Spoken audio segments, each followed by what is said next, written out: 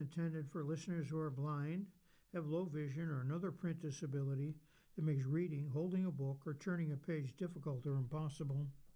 The content is copyrighted by USA Today. For more information, please visit us on the web at nfradioreading.org. The Niagara Frontier Radio Reading Service now presents a reading of articles and features from USA Today for the 13th day of April. Your reader for the first hour is Tom Scanlon. As always, we start with page 1 of USA Today, and our lead article is titled, Iran War Continues Reshaping the World, examining toll so far as peace negotiations falter. The authors are Kim Hedgemumgard and Michael Collins. Both sides are claiming victory. The Strait of Hormuz waterway was once teeming with commercial ships. Now it isn't, and Iran has new political and military leaders. Oil prices have jumped by a third. It's hard to find American allies who support the war. The state of Iran's nuclear materials is shrouded in mystery. After more than 20 hours of negotiations, the United States and Iran failed to reach an agreement in high-stakes peace talks in Islamabad, Pakistan, yesterday. Negotiators for the two countries were trying to turn a fragile two-week ceasefire into a lasting peace plan.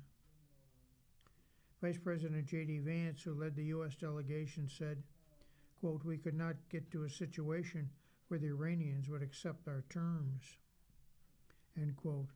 Iran's foreign ministry said the U.S. demands were excessive. It wasn't immediately clear what happened next. What is clear is that the war has reshaped the world. Here's a closer look at what's changed and what hasn't as the war enters its 7th week. The Strait of Hormuz is a narrow 100-mile-long waterway. It's the primary channel through which 20% of the world's oil and natural gas supply must pass.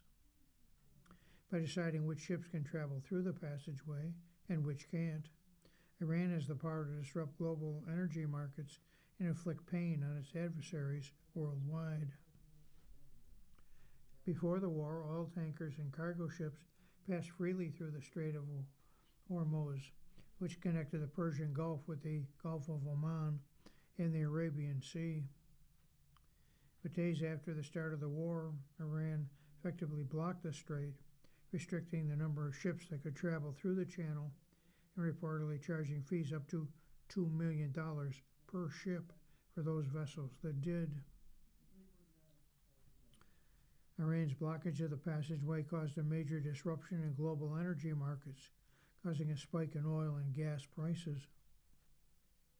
Reopening the passageway was one of the key U.S. conditions for the two-week ceasefire announced April 7th, but Iran has allowed only a trickle of ships to continue through the channel since the pause in fighting. As a condition for ending the war, Iran is demanding the right to collect tolls from ships that traverse the strait. President Donald Trump has set mixed signals on the tolls. He's called them illegal and a violation of the ceasefire, said Iran should stop charging them. But in an interview with ABC News, he suggested the tolls could possibly continue as part of a joint venture between Iran and the United States. Tolls could be a way to secure the passage, he said. Iran's closure of the strait has shifted the focus of the peace talks away from ending its nuclear program, which have been one of Trump's justifications for the war, to the need to get ships moving through the channel impeded once again. Brent crude oil, a global benchmark, was traded about $72 a barrel February 28th. Prices surged to almost $120 per barrel in late March before dropping to just under $100 per barrel on April 10th, after the United States and Iran reached a conditional two-week ceasefire deal. While the United States is far less reliant on foreign oil compared with countries in Europe and elsewhere, the elevated global prices have impacted domestic gasoline prices. On April 12th, the average cost of the United States for a gallon of regular gas was $4.12, according to AAA gas prices, which tracks retail gasoline prices. That's up from $3.45 a month ago and less than $3 at the start of the year, according to AAA gas prices. The war has severely weakened Iran's clerical, military, and political leadership. Many of its top intelligence security officials and its longtime supreme leader, Ayatollah Ali Khamenei, have been killed by the U.S. and Israeli bombing campaigns. Trump has asserted that Iran's new rulers are more moderate. There's little evidence of that. Ayatollah Mojtaba Khamenei, Iran's newly appointed supreme leader, has not appeared publicly since taking over from his father, and many analysts believe the country may be moving toward stronger ideological rigidity and increased control by hardline military forces within the government. There's a lot of focus on whether figures like the new supreme leader, Mojtaba Khamenei, or the assent of Parliament Speaker Mohammad Ghalibaf will be more moderate or reasonable. But we ought to consider that Iran's leaders find themselves in an extreme and unreasonable situation, said Esfandar Batmanjaldi, a dual American Iranian citizen who founded Bors and Bazaar, a London-based think tank focused on Iranian politics and economics. The tenor of Iran's policies will most likely be shaped by the realities of the crisis in the country, not the personal beliefs of its leaders. U.S. forces have inflicted serious damage on Iran's military during 6 weeks of bombing. Iran's navy is gone, lying at the bottom of the ocean, Trump boasted. Iran's ability to build and stockpile ballistic missiles and long-range drones has been set back for years, according to the White House. And War Secretary Pete Hegseth told reporters that Iran's military has been so degraded following more than 13,000 strikes by U.S. forces that has essentially been wiped out and would be ineffective for years. Defense analysts say there's no question Iran's military has been weakened by the U.S. attacks, yet has continued to operate using medium and short-range missiles to strike Israel and neighboring Arab countries such as Saudi Arabia and the United Arab Emirates. Iranian forces shot down 2 U.S. military planes, an F-15E fighter jet and an A-10 Warthog on April 3rd, prompting a massive search and rescue mission for a weapons systems officer who had been in the F-15E. Airmen in both airplanes ejected from the aircraft and were quickly rescued. Trump said the F-15E had been shot down by a shoulder-mounted heat-seeking missile. Prior to the start of the war, Iran possessed approximately 440 kilograms of uranium enriched to 60%, according to the International Atomic Energy Agency, the United Nations nuclear watchdog. Material is theoretically a short technical step away from weapons-grade levels of 90%, according to the IAEA. While Iran insists that its nuclear program is for civilian energy purposes only, few in the West believe that. Highly enriched uranium can be used for nuclear-armed bombs and missiles. Most of Iran's enriched uranium is thought to be stored at a nuclear site deep underground near the city of Isfahan, one of 3 nuclear sites U.S. bombers targeted last year. Trita Parisi, an Iran expert who is the co-founder of the Washington, D.C.-based Quincy Institute for Responsible Statecraft, said there are conflicting reports about the current state of Iran's nuclear materials. It appears the U.S. government believes it knows where it is and that the Iranians have not accessed it, he said. Iranian security expert Ali Vaez of Brussels headquartered Crisis Group think tank said Iran's nuclear materials are unaccounted for, probably buried in deep tunnels. He said that as it stands, the war has set back Iran's nuclear program, but hasn't fully blocked its pathway to nuclear weapons. While polls show most Republicans support the war in Iran, Trump has gotten pushback from an unexpected place: his MAGA supporters. Grassroots activists and high-profile media figures in the MAGA world publicly slammed the war, saying it runs counter to his America First campaign promise. They also have taken issue with Trump's use of profanity in his wartime social media posts. He's an apocalyptic threat to wipe out the Iranian civilization and the whopping cost of the conflict. Price tag is $29 billion so far, according to the nonprofit Center for Strategic and International Studies. He's gone insane, former Representative Marjorie Taylor Greene of Georgia, a Trump supporter turned critic, wrote in a message on X. Trump has fired back, causing his critics losers, accusing conservative media influencers such as Tucker Carlson, Candace Owens, and Alex Jones of digging for cheap publicity. But the MAGA rift could have serious consequences for Trump and Republicans heading into this fall's midterm elections, when the GOP will try to hold on to its slim majorities in the House and the Senate. The war appears to have deepened divisions between the United States and some of its traditional allies. France, Spain, Germany, and Britain have in particular been reluctant to always heed calls by the Trump administration for air support and their use of their military bases. Non-U.S. NATO members have also been resistant to help the U.S. militarily, as Iran effectively closed the Strait of Hormuz. Trump in turn has called U.S. allies cowards. He's characterized NATO as a paper tiger and re-upped his threats to leave the military alliance formed in the wake of World War II. He's also compared British Prime Minister Keir Starmer to Neville Chamberlain, now widely known as the British leader who pursued a policy of appeasement toward Nazi Germany. U.S. allies have struggled to understand Trump's strategic moves, motivations, and regularly contradictory statements about the reason for the war, even if they agreed with him that Iran's regime is a menace for the wider Middle East and that Tehran should not be permitted to advance its nuclear program. This war violates international law, German President Frank-Walter Steinmeier said in late March, echoing his comments from other European leaders. There's little doubt that in any case, the justification of an immediate attack on the U.S.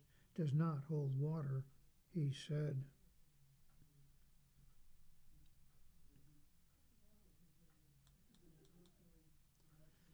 Our next article is also on page 1, and it's titled Universal Connection in a Divided America. People unite around Artemis II, Big Small Moments. The authors are Amanda Lee Myers and Mark Ramirez. In a nation divided over the Iran war, the treatment of immigrants, midterm elections, gas prices, and federal shutdowns took a voyage to outer space for a little unity. From Florida's Key West to Washington's Puget Sound, America watched and hoped together as the Artemis II astronauts lifted off, splashed down, and touched the nation from 250,000 miles away. The wonder of it all helped us forget our differences, at least for a few spins of the Earth. Everyone's experiencing it. It is the universal connection that doesn't happen all the time, said Jane Boudreau. A 35-year-old aerospace watercolor painter traveled from her home in Chicago to witness the Artemis II launch in Florida on April 1st. Was riveted ever since to the live streams from space. There's something special inside of you when you have in common with every other person watching, whether it was in person at one of the many watch parties across the nation or from the comfort of home, Boudreau told USA Today. It's innate, it's in your heart, it's in your soul, it's very human, she said. The 4 pioneering astronauts also felt the love deeply.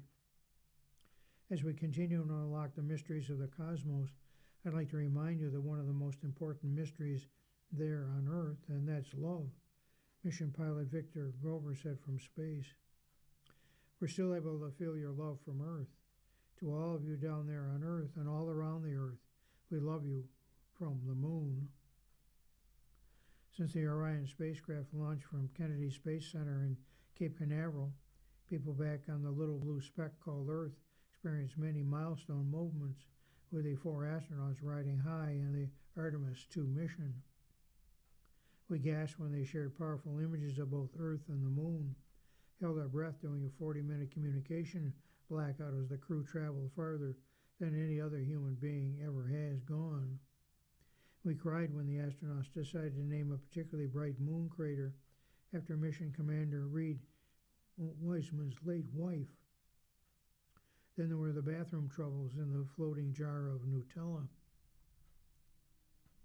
Artemis is the story that gave many of us a respite from our differences, although inevitably can't settle them all. As the astronauts get their Earth legs back and NASA scientists work to learn everything they can from the data and observations collected, USA Today is looking at what Artemis II has meant to the country, how the mission has laid the groundwork for humanity's return to the surface of the moon 2028. The Artemis II moon mission is historic for many reasons. The journey marked the first time a woman, crew specialist Christina Cook, and a black person, Glover, traveled beyond the low Earth orbit. Also the first time a Canadian astronaut, Jeremy Hansen, had ever flown a moon mission. The mission sent the 4 astronauts farther in space than any humans before them, about 250,000 miles away from Earth. The Artemis II mission tapped into the human need for exploration, same instincts that brought distant ancestors to North America thousands of years ago, said David Moulton, who serves on the board of the Utah Valley Astronomy Club in Orem. Humans are explorers. We need it, Moulton told USA Today. We've all got a little Neil Armstrong in us.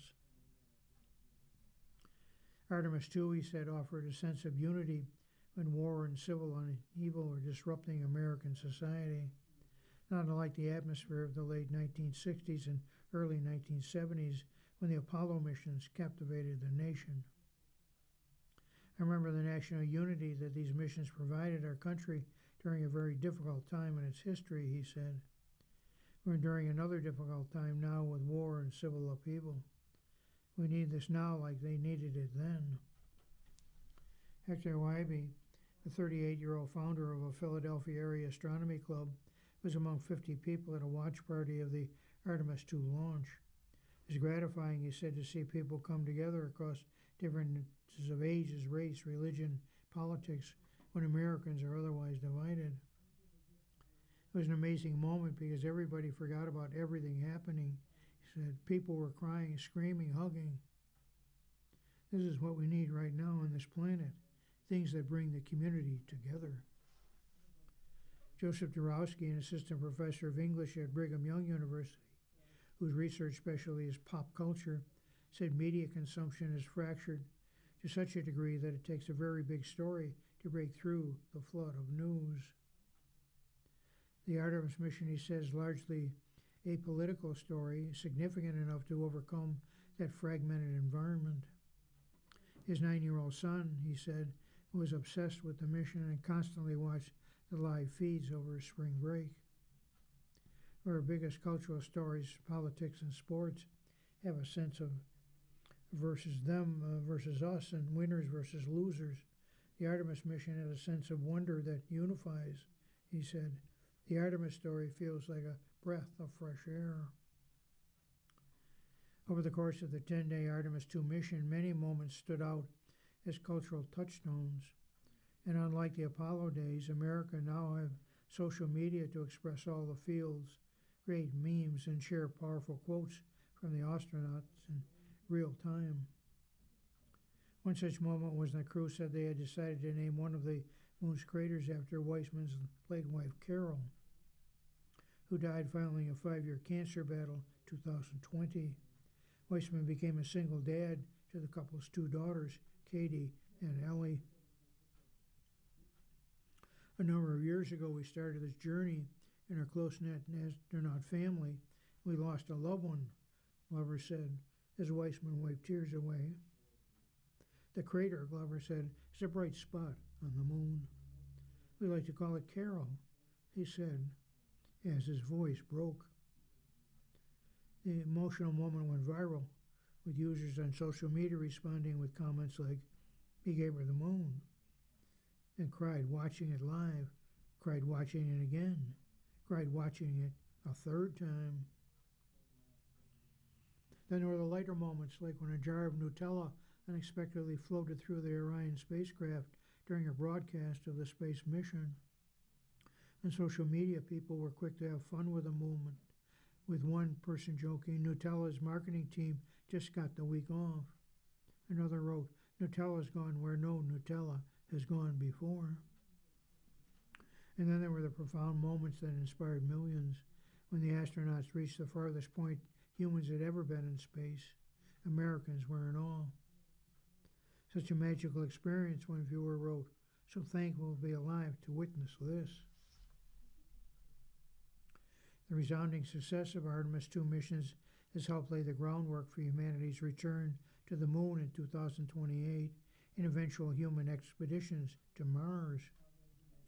2028 goes as hoped. It will be the first time humans will step foot back on the moon since Apollo 17 mission of 1972. The planned mission will include a moonwalk, a series of scientific experiments, according to NASA. The ultimate goal is for NASA to spend the next few years using a series of both crewed and uncrewed nuclear landings to build a $20 billion moon base where astronauts could live and work long term. That work is considered a stepping stone for human exploration to Mars. The Artemis II mission marks the beginning of a new chapter in our relationship with the moon. Ed Macaulay, a lecturer in physics and data science at Queen's Mary University in London, said in a piece for The Conversation on April 10th. He added, "The experience has rekindled the optimistic spirit of the Apollo era for a new generation." Just after the Artemis II crew had flawlessly splashed down as millions watched with bated breath on April 10th, NASA Administrator Jared Isaacman was jubilant as he spoke from the deck of the USS John P. Murtha, the recovery ship for the Orion spacecraft. "We are back in the business of sending astronauts back to the moon," he said, and then he promised, "This is just the beginning."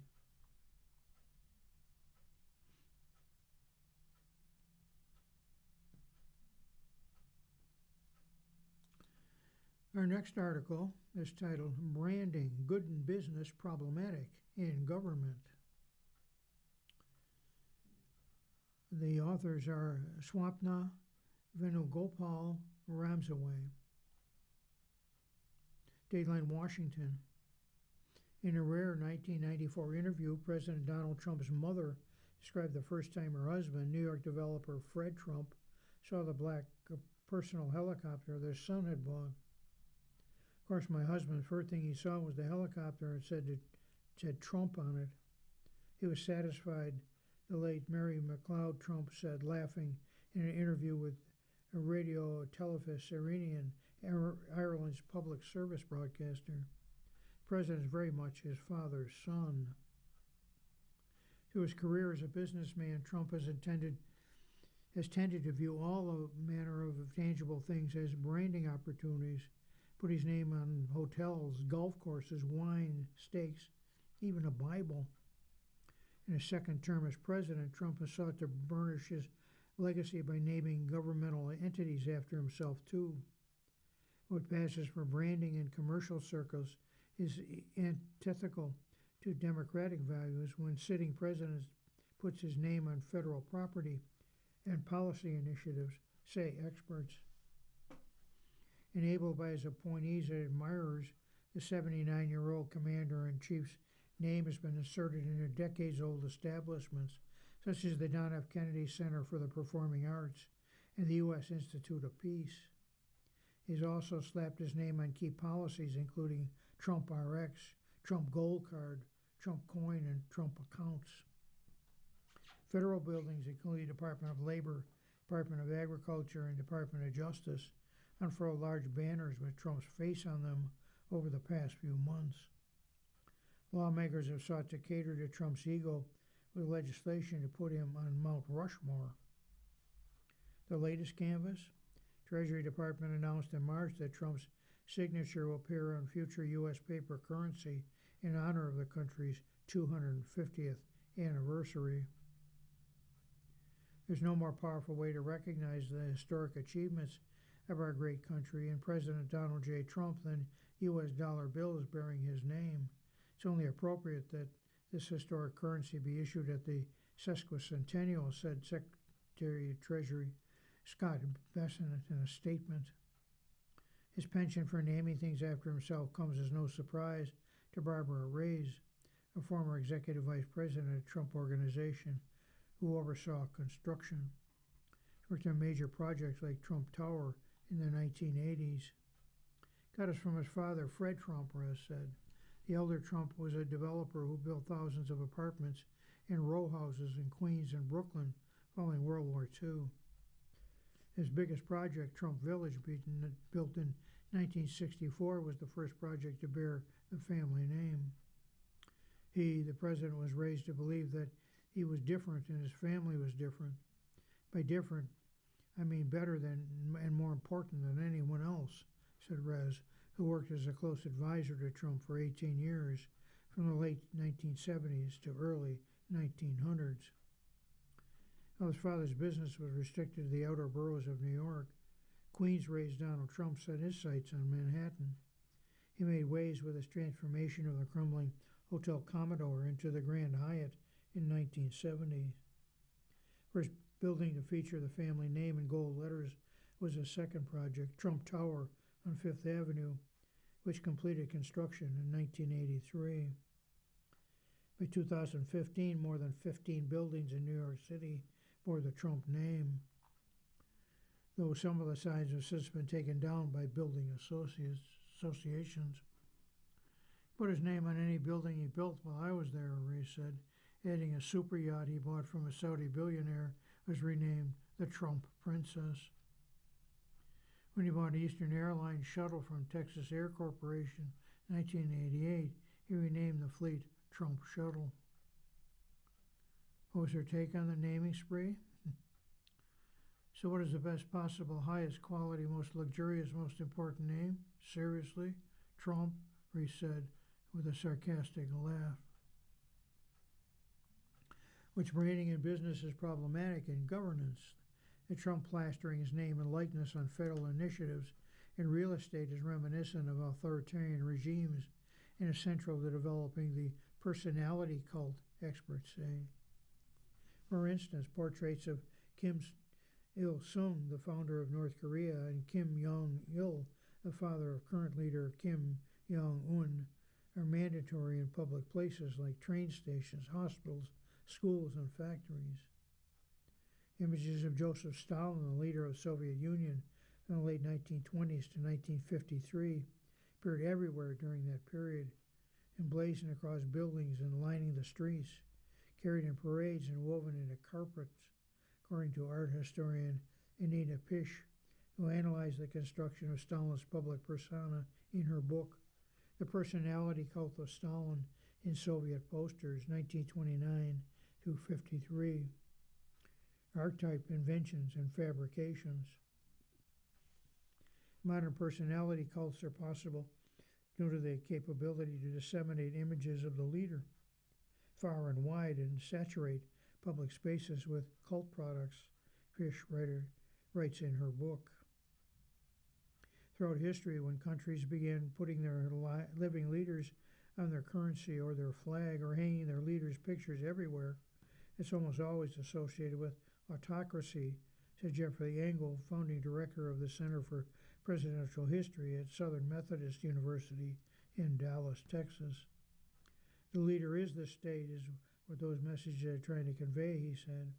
In our country, the leader is not the state. The people are the state.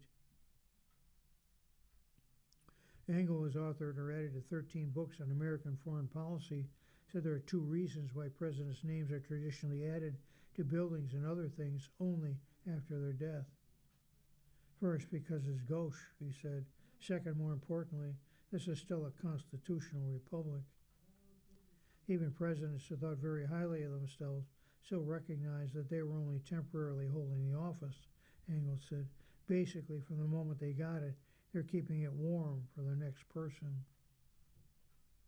I've run out of synonyms for the word unprecedented comes to Trump, said Engel. There's no precedent in American history, even for most egotistic presidents, to put their own name on things. Trump has often pointed to name changes as being someone else's idea. With the Trump Kennedy Center, he said it was the board who decided it.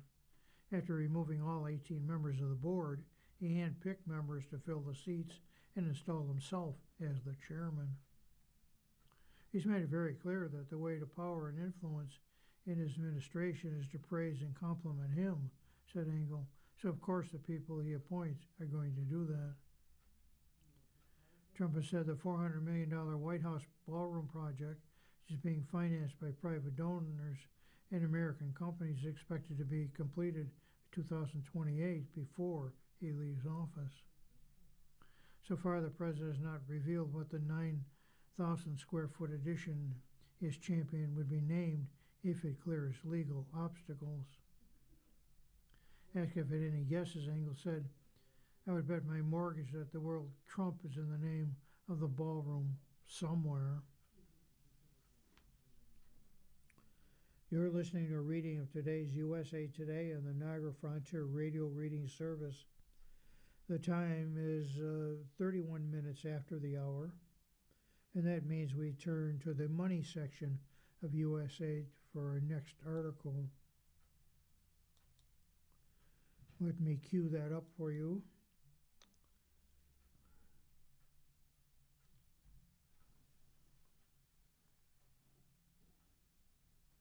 We can find it here.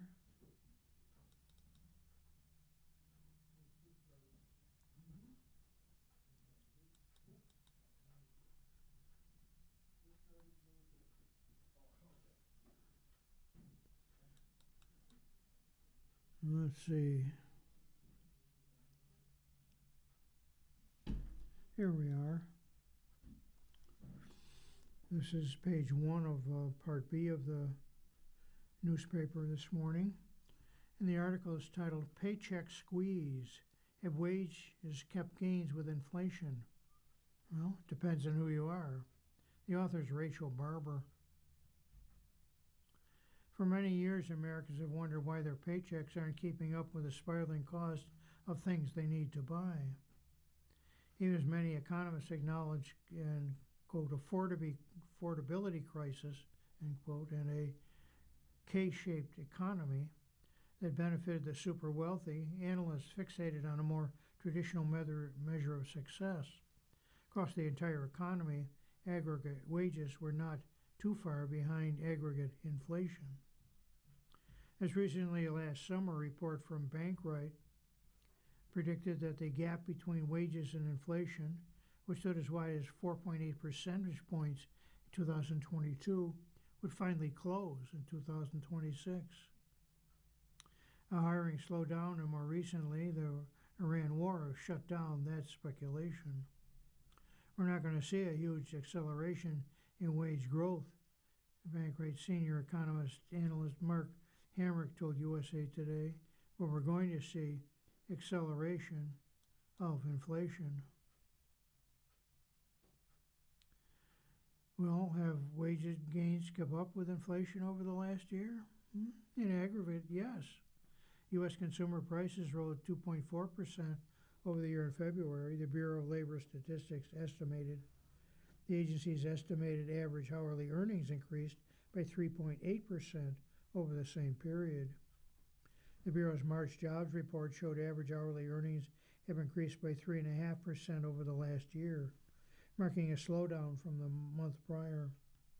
Economists expect U.S. consumer prices to have surged significantly higher in March than they did in February, largely due to skyrocketing oil and gas prices.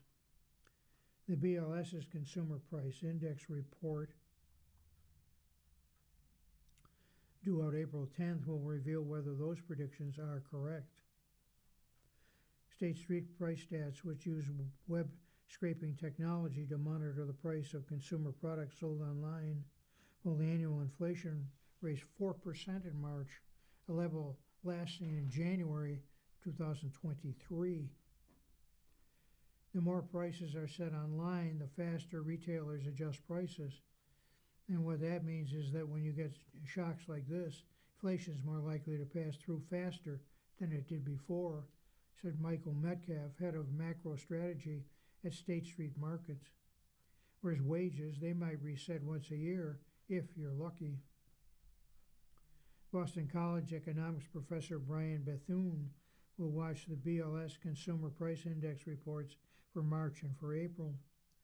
What he expects to see is high oil and gas prices starting to affect prices in other sectors. With some optimism early this year that the math would turn positive in terms of the ratio of inflation relative to the rate of growth of wages, Bethune said. There's no question that's off the table now. With Bankrate reporting last August, I found U.S. consumer prices had risen 22.7%, while growth wages had grown 21.5% since the start of 2021, representing a minus 1.2% gap. But some workers' paychecks had kept pace with inflation. Report found wages outpaced total pandemic-era inflation in 4 sectors, including retail trade, where the gap stood at 0.5%, healthcare and social assistance 1.7%, leisure and hospitality 4.1%, and food services and accommodation 4.8%. Bethune said there's a simple answer to why workers in those industries saw higher paychecks. Those jobs were riskier to hold during the pandemic. To get people to stay in those occupations, they had to be paid better. Bethune said, yeah, they got higher wages and that you're able to close the gap, but only because they were willing to take the risk of doing their jobs. Sectors where wages had lagged behind inflation mostly included manufacturing at minus 2.5%, professional and business services minus 2.8%, financial activities minus 3.4%, construction minus 3.6%, and education minus 4.8%. The K-shaped economy may be showing up in wage gains too. Wages for middle and high-income workers have grown faster than for lower-paid workers over the last year, according to data compiled by the Federal Reserve Bank of Atlanta. As of February 26, 25% of workers earning the lowest wages saw their wages rise 3.5% year over year, while workers in the second quartile saw wages increase of 4.2%. Workers in the third quartile experienced the highest annual wage increases of 4.5%, while wages for workers in the top quartile rose 3.9% over the same period. There's a premium now being paid to people who have fairly sophisticated technical skills, particularly the ability to implement AI, Bethune said. All of a sudden, we're going back to this technology curve, which tends to reward certain select individuals that have the right education, skills, and background. Of course, Hamrick said whether an individual receives a raise also depends on several other factors. Perhaps a more senior leader is going to be paid just on the basis of performance, and a young member of an organization may be paid a little bit more simply because they're starting out at the lower rung of the income ladder, he said.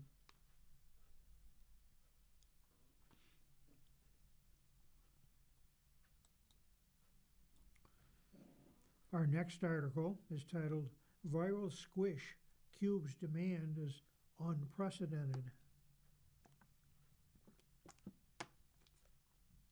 From Stanley water cups to Trader Joe's tote bags, trendy items have a long history of drawing attention online and bringing shoppers to stores in search of the latest fad. Right now, that interest is in Needoh. It's spelled Needoh. A squishy, colorful toy with highlighting social media popularity that has items selling out stores and people lining up outside. Though Needoh toys launched in 2017, a recent spike in popularity and virality online has skyrocketed interest in the items for in-person shoppers, leading to empty shelves in stores and people hunting for the toys as customers once did for Beanie Babies. For Nito's parent company, Schilling Inc., and some stores that stock the products, popularity online has created an unexpected spike in the demand in squishy products. Nito has been around for nearly a decade, launching initially with a single item at a time when fidget toys and spinners were on the rise. Since then, the brand has seen steady annual growth, and its line of products has expanded to more than 50 items. Schilling CEO and President Paul Weingart told USA Today. Recently, however, social media activity with the brand has reached a tipping point that upped popularity to an unseen level for lovers of sensory toys of all ages, he said. We started this beginning of this year with good expectations for the year, but nobody can plan for 10 times demand, Weingart said. A lot of what's happening with Nito is unprecedented in a way because we're appealing to young children, but also high school students, college students, and adults. It's amazing. Nito is often priced between $5 to $10 at stores and sometimes used by people as a way to relieve stress or fidget. In a word that often is spent online, the toy also lets customers of all ages to use their hands while using devices, Weingart added. We look at it as people spend so much time on their screens, on their phones. There's a lot of, I think, pent-up physical energy, and that's one of the ways I think people divert. It is fidgeting, and so Nito fits right into that, Weingart said. The increase in popularity, however, also comes with an increase in demand from consumers and stores that stock the product. Multiple stores have waited weeks for restocks of products just for them to sell it immediately when they hit shelves, Weingart said. They're sold out within an hour. They expect that product to last when they ordered it for a few months or at least a few weeks, Weingart said. So of course then they want more, but at this point it's difficult for us to respond as quickly as people would like. At toy store chain Learning Express Toys and Gifts, customers Neo demand also has taken over. Company's Bedford, Massachusetts store gets between 50 and 100 calls a day from people asking if they have Nito, chain CEO Lauren Dorset told USA Today. Last weekend, people lined up outside the store 3 hours before it opened because they got in a restock of Nito, she said. Nito has always been popular, but I think in recent years, fidgets have become less more commonplace as kids and adults are dealing with larger stresses, they said. Nitos are just one of those fidgets where they're quiet. They're not sticky. They have a satisfying squish to them. They're non-toxic. So the appeal is there for kids who want to relieve some stress. Beyond that, the variety of Nitos draws both collectors and enjoyers of the toy to stores as more styles are released, she added. The Nito craze has also upped excitement for customers for other types of squish toys in stores too, she said. We're seeing a lot of that in our stores too, where kids are treasure hunting for Nito and different types of squish. And it's super exciting, Durst said. Replacing the phone calls, they're coming in every day after school and trying to find the latest popular squish or the rare Nito. So these treasure hunters, it's something like our stores have experienced over the years, like with different fidgets or whip kits or fidget spinners. This is definitely above and beyond what we've seen in the past. Online viral posts show Nito hopefuls in line outside such stores as Learning Express Toys and Gifts and Spencer's ahead of toy restocks. Other clips show customers running through Target to get to the toy section and hunt for squish before other people. I waited 2 hours for these too, one person said in a TikTok video showing off Nito fuzzball and gumdrop toys from Spencer's after waiting in a line that stretched throughout the store. In other places, the Nito search is more intense. Viral posts on TikTok show people running through Target behind screaming children. Good luck to everyone, a person could be heard saying in one post before the store's doors opened and customers started sprinting. While Lido never was made to be a viral sensation, this moment of popularity is exciting. Schillings Weingart said, "Great to see such a wide range of people using Nido for different purposes," he added. "We certainly know that people are finding amazing uses for it that would benefit kids and adults. So it's pretty cool to be working on a toy that ends up benefiting people in ways you hadn't expected," Weingart said.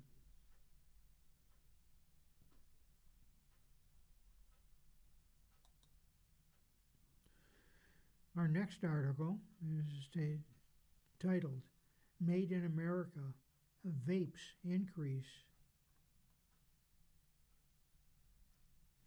The author of this article is Emma Rumney, and she's from Reuters.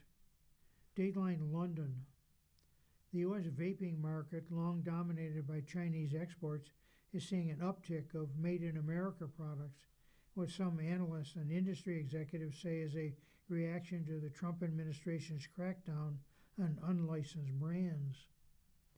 Products suggesting the multi-billion-dollar industry is shifting marketing tactics under President Donald Trump's global trade tariff salvos and a tougher approach to unlicensed vapes from U.S. authorities, especially against popular Chinese labels.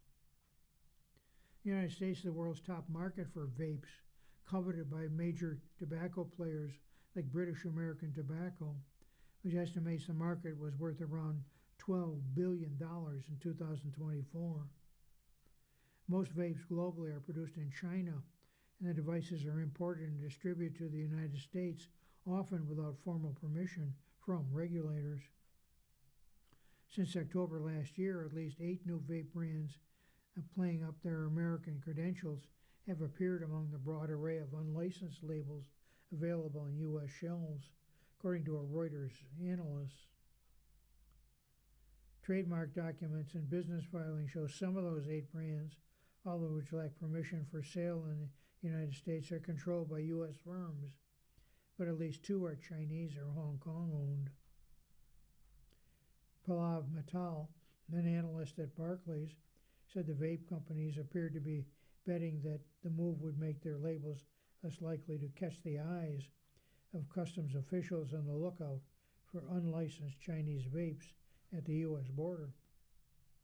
That could mean the U.S. crackdown on the massive illegal vape market will have an even more gradual impact than major tobacco companies were hoping, he added. If the illegal players have found another way to stay in the U.S. market, then this shift from illegal to legal will probably slow down, Mittal said. The Food and Drug Administration declined to comment on whether there had been a shift toward U.S. production of vapes, but he said it's illegal to sell unauthorized vapes regardless of where they're made. The website of one brand, Maxa Star, proclaims Vape American, shows the device emblazoned with stars, stripes, and a built-in USA stamp. Reuters cannot verify where the device is made. The Maxis brand is owned in the United States by Hong Kong-based River Mountain HK Tech, which also holds trademarks in China for sub-brands of Chinese vape maker Freemax. Trademark documents show. Maxis Star, Freemax, and River Mountain did not respond to requests for comment. Another new label, One Tank, displays a stamp with an American flag and the phrase "Made in USA" on its packaging. It's controlled by a representative of Shenzhen One Vape Technology located. Business filings and U.S. trademark documents show. One Tank and Shenzhen One Vape Technology did not respond to requests for comment. Reuters could not establish whether One Tank had any U.S. manufacturing sites. Some manufacturers could be trialing U.S. production or increasing their use of U.S.-made vape liquids to help lower tariff costs, said Steve Zhu, an adjunct assistant professor who follows the industry at Canada's University of Waterloo.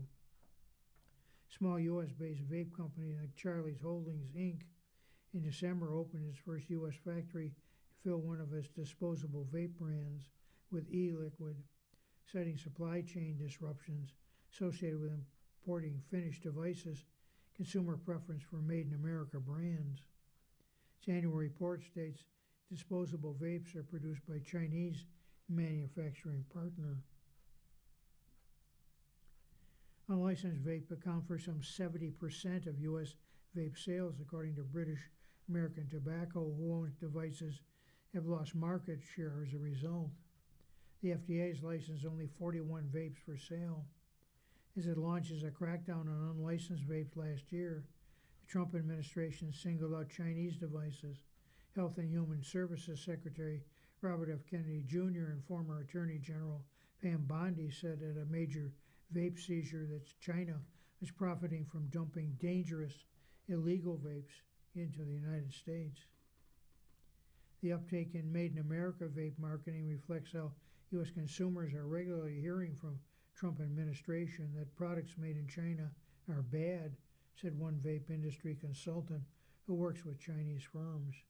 He is not to be named due to confidentiality agreements. Some tobacco companies say, without offering evidence, that the marketing trend reflects a pivot by Chinese rivals. Chinese trade data show no drop-off in vape exported to the United States from China, with shipments worth over $4 billion 2025.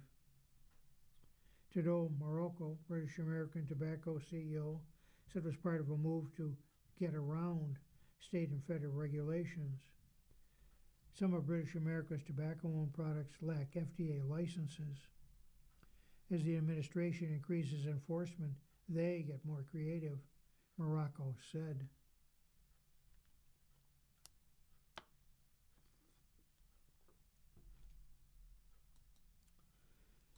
Let's cue up our next article, which is titled, U.S. Bank Profits Set to Rise on Deals, but Iran War has fueled uncertainty and outlook. The article is written by Navita Balu of Reuters. Large U.S. banks are set to post higher quarterly earnings on strong interest income and investment banking fees, analyst estimates show, though investors will focus on forecasts as geopolitical risk involving Iran add to macroeconomic uncertainty. Goldman Sachs will kick off earnings season for banks on April 13th. The largest U.S. lender, J.P. Morgan Chase, report on April 14th, along with Wells Fargo and Citigroup. Bank of America and Morgan Stanley will report on April 15th. The banks will report results for 3 months ending March 31st, during which global markets swung as investors grappled with uncertainty tied to wars in the Middle East and Ukraine, volatile oil prices, and broader geopolitical risks. President Donald Trump said on April 7th that he'd agreed to a 2-week ceasefire with Iran, less than 2 hours before his deadline for Tehran to reopen the Straits of Hormuz or face widespread attack on its civilian infrastructure. Still, several companies sought large mergers and acquisitions before financing the conditions changed, leading to a burst of deal-making as nearly 24 mega deals worth over $10 billion were reached globally, along with 40 deals valued at over $5 billion, according to LSEG data. Jefferies analysts noted global M&A proximity fees of $11.3 billion in the first quarter, led by Goldman.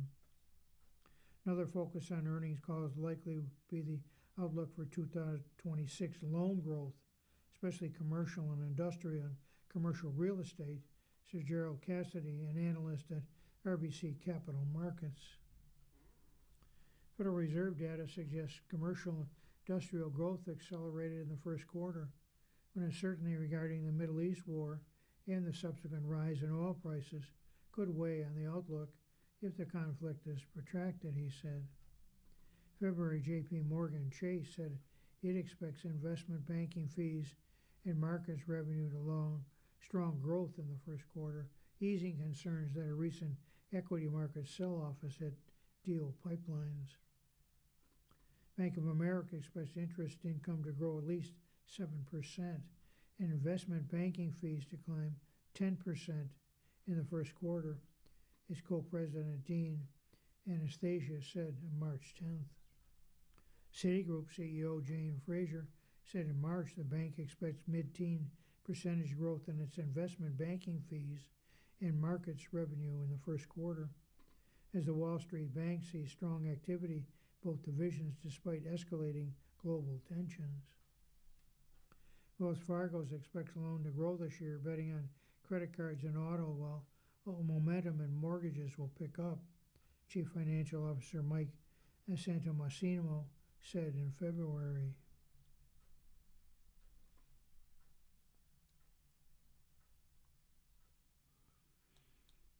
Our next article is titled "In and Out May Never Add Online Ordering." In-N-Out will not be going digital anytime soon, according to the California-based chain's owner, Lindsay Snyder Ellington, president and owner of the popular burger joint, said in a recent public interaction that she intends to keep In-N-Out operating same way her grandparents did, without online ordering or pickup. When asked about In-N-Out possibly going digital and embracing automation during a recent talk at Pepperdine University, Snyder Ellington straight up rejected the idea. "We have for sure had that put in front of us, and the answer is no," Snyder Ellington said during their conversation with Pepperdine University President Jim Gash. The main reason, in part what makes In-N-Out and the experience so special, is the interaction, customer service that we're able to give. The smile, the greeting, just that warmth and feeling, the culture. You're listening to a reading of articles from USA Today for the 13th day of April on the Niagara Frontier Radio Reading Service. We'll return for more readings after this short break. Your reader for today's first hour was Tom Scanlon. If you're listening to this publication online, you're probably using our website, a podcast player like Spotify or iTunes, a streaming service like Siro, or a smart speaker. Did you know that we now have a dedicated app that can be downloaded to any mobile device, like a smartphone or tablet, for free? App users can conveniently access our live stream and any episode of our podcast easier than ever. To download the app, just type NFRRS in the search window in the Apple App Store or in the Google Play Store. Contact us anytime if you have any questions by calling 716-821-5555, extension 5. Thank you.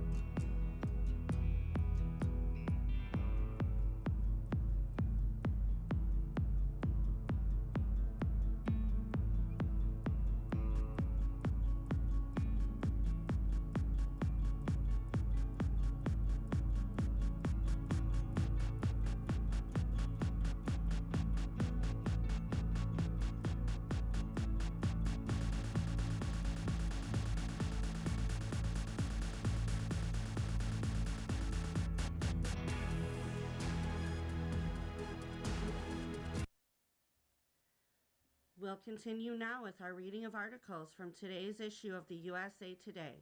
Your reader for this hour is Erin. Sports. Pioneers take Frozen 4 crown by John Louisi and Craig Meyer. Denver men's hockey looked to be on its way to defeat when the Pioneers headed into the second intermission with a 1-second goal deficit against Wisconsin. The Pioneers didn't quit though, and for that they are the Frozen 4 national champion for the 11th time in program history and the third in the last 5 years. Behind a pair of third-period goals and phenomenal goaltending from Johnny Hicks, the Pioneers were able to rally to defeat Wisconsin 2-1 in the men's NCAA hockey championship at T-Mobile Arena in Las Vegas on April 11th. We had a terrible start, Denver defenseman Kent Anderson told ESPN's Quint Kucinich after the game. The guys stuck with it, they believed in each other, and you can't do that winning a national championship without loving these guys. Added Denver coach David Carl, who has now led the Pioneers to 3 national titles in the last 5 years. We weathered it well. The Badgers jumped out to an early 1-0 lead in the first period when Vasily Zelenov beat Hicks off the left side. That would be the lone goal of the game until the 7:31 mark of the third period when Rieger Lorenz beat Wisconsin goaltender Daniel Heuser for the equalizer. Less than 4 minutes later, freshman Kyle Shazowski redirected a shot from Boston Buckberger into the net for the go-ahead goal against Hauser, who lost his stick during the possession. Hicks, the most outstanding player of the Frozen 4, played a big part in how and why Denver was able to weather the storm against Wisconsin. The star-studded freshman goaltender finished with 29 saves on 30 shot attempts on goal, including a pair the stretch. Hicks recorded 78 total saves on the Frozen 4 and improved the 6-0-1 this season. Wisconsin's loss extends its national championship drought. The Badgers haven't won a men's hockey national championship since 2006 and came close to pulling off the first sweep in men's and women's hockey national championship games since that season as well. Next article is Trump Shapes UFC Card of Fights at White House by Josh Peter. Let's get to the point. President Donald Trump played a key role April 11th in the UFC adding a heavyweight fight to the mixed martial arts event scheduled to be held June 14th at the White House. While President J.D. Vance was in Pakistan for talks with Iranian officials amid a fragile ceasefire, Trump attended UFC 327 at the Kaseya Center in Miami. He arrived with Dana White, the UFC CEO and longtime friend. After the 12 fights at UFC 327 were complete, White announced the UFC was adding to the White House event a heavyweight fight between Derek Lewis and Josh Hokett, a South-styled villain who won a bloody brawl at UFC 327. Said White, so what's crazy is organically about an hour before Hokett's victory, the president said to me, why is Derek Lewis not on the White House card? I said, I'll be back in 5 minutes. I went and called Derek Lewis, said the president wants to know why you're not on the White House card. And Derek Lewis said, politics kept me off the White House card. Why is President Trump a fan of heavyweight Derek Lewis? Lewis is 6'3", 260 pounds, and nicknamed the Black Beast. They could have just as easily nicknamed him Unfiltered for his style when there's a microphone in his face. I'm not trying to be the best fighter in the world, Lewis once said. It's all about the cheddar. He also once said, I know I only need one punch to knock any guy out. In fact, Lewis holds the UFC record for victories by knockout, 16, and was number 8 in the UFC heavyweight contender rankings before the April 11th card. But at 41, it's clear he's running out of chances to make big cheddar. He has lost 5 of his last 8 fights and is coming off a loss to Waldo Salsa Boy Cortez Acosta by second round TKO. That took place January 24th, so it was no shock in March that when White announced the 6-fight card for the White House, Lewis's name was not among the 12 fighters. Tell the president thank you. Yet Lewis said politics kept him from fighting at the White House before fully realizing politics suddenly were working in his favor. On April 11th, White recalled how his phone call with Lewis proceeded. And I said, "Do you want to fight on the card?" White said, and he said, "I absolutely want to fight on the card. Tell the president thank you." Then White said he reached out to Mick Maynard, the UFC's matchmaker, and told him, "Find a fight for Derek. Let's talk about it next week," and whatever. The story was unfolding much faster than planned. Then the Hokett fight happens, and Joe Rogan, I had the headphones on, White said. Joe Rogan goes, "Is there another slot open on the White House card for Hokett?" And I go, "Holy expletive." So I grabbed Mick and I said, "Go back there and talk to see if he's in." And Hokett was getting into an ambulance and said, "Yes."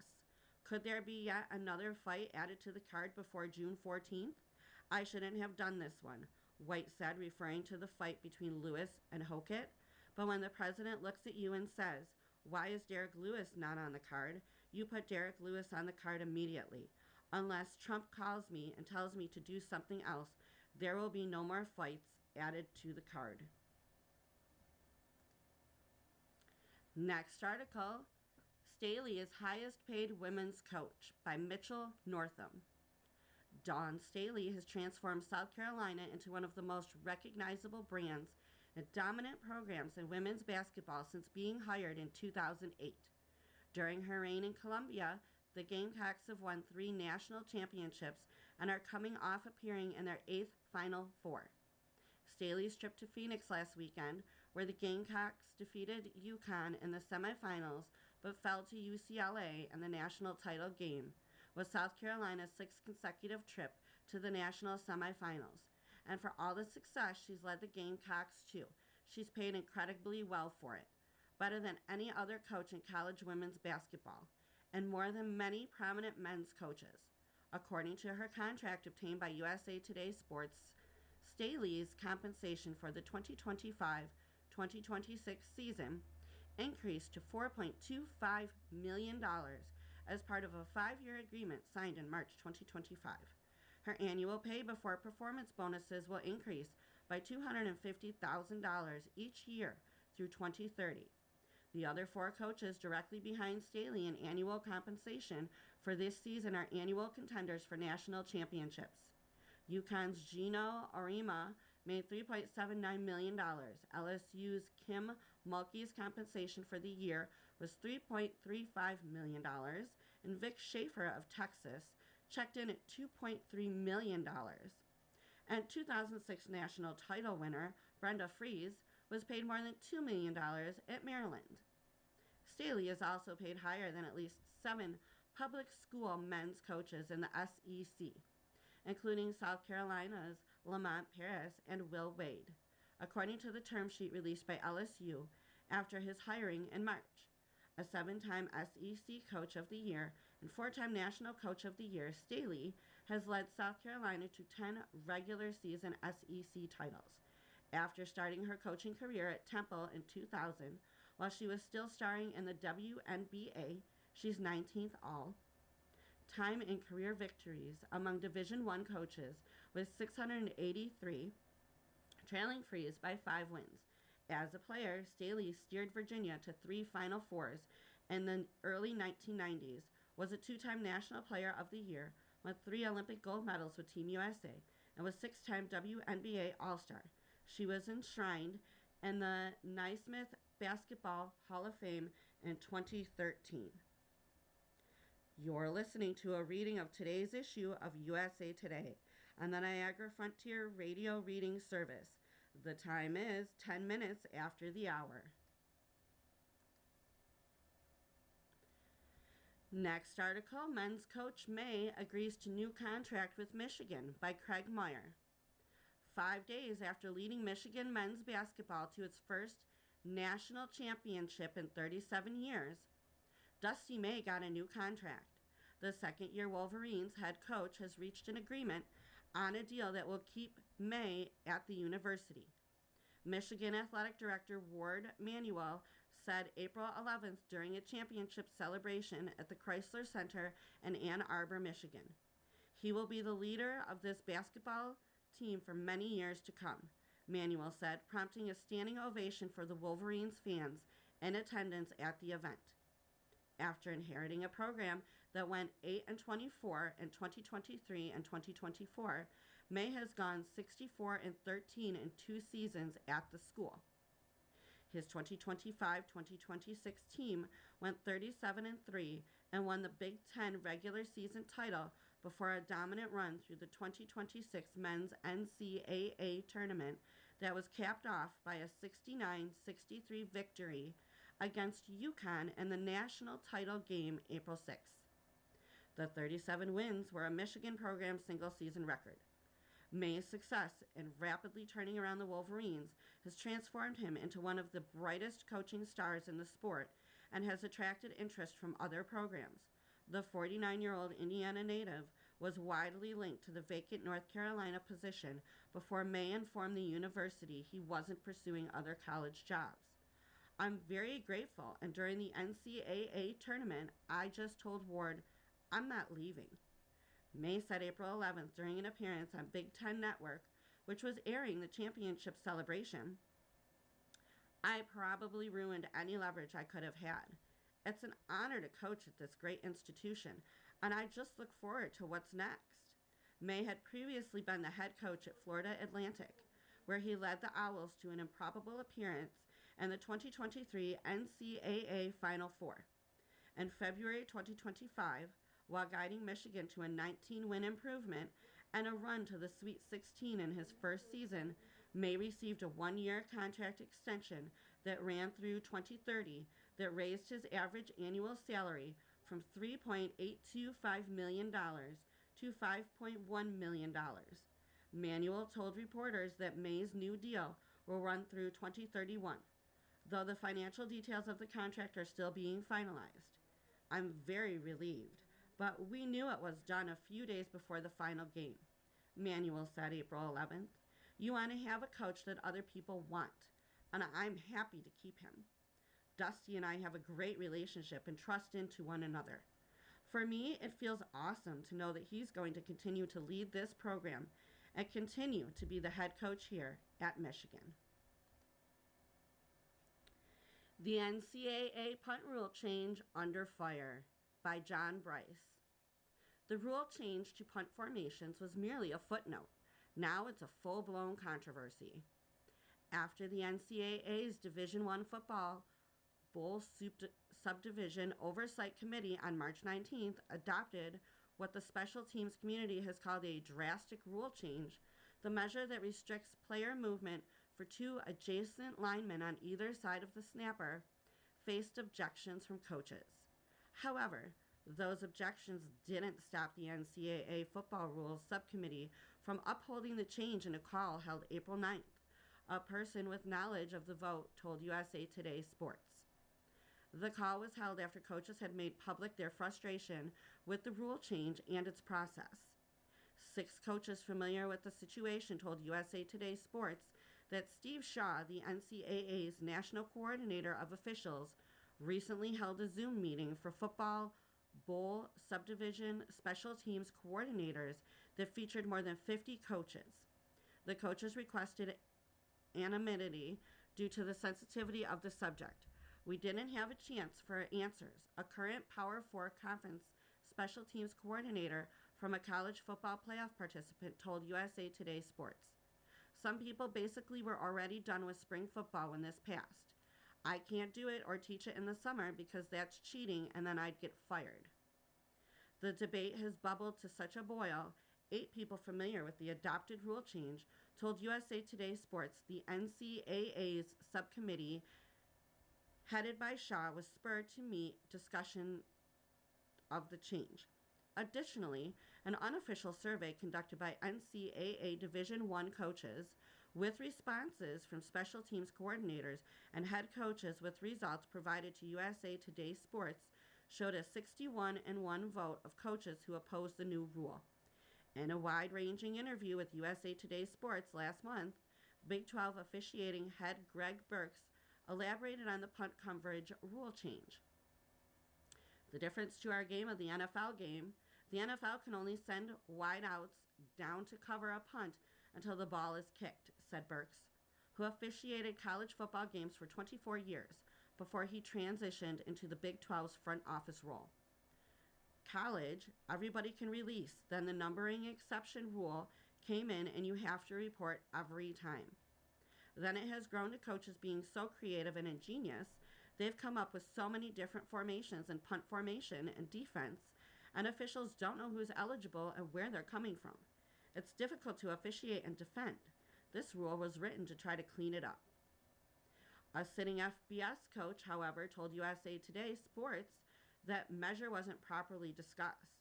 He, as well as 3 Power 4 conference special teams coordinators, a football championship series coordinator, and 2 senior special teams analysts, spoke on the condition of anonymity in order to offer their candid remarks. The punt formation rule is a rash decision that was passed without the same kind of consideration and study as the last big special teams changes, like no wedge on kickoff returns, the head coach said. Some head coaches are happy to worry about less of the gadgets and uniqueness on punts from guys like me, but I am afraid there will be some unintended consequences that come from this, like more punts getting blocked and the possibility of injuries to punters, but we shall see. A Power 4 conference level special teams coordinator said prior to the rule change that the measure was destined to harm the game's creativity. Essentially, it is a very drastic rule change that passed that wasn't worded accurately in the initial language versus what just passed. He said, and nobody is thinking about the ramifications that it is going to cause.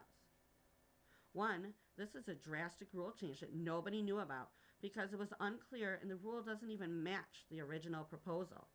Originally, people were fine with the rule, basically stating if you align as a guard or tackle within the tackle box, you will be ineligible. Everyone would be fine with that.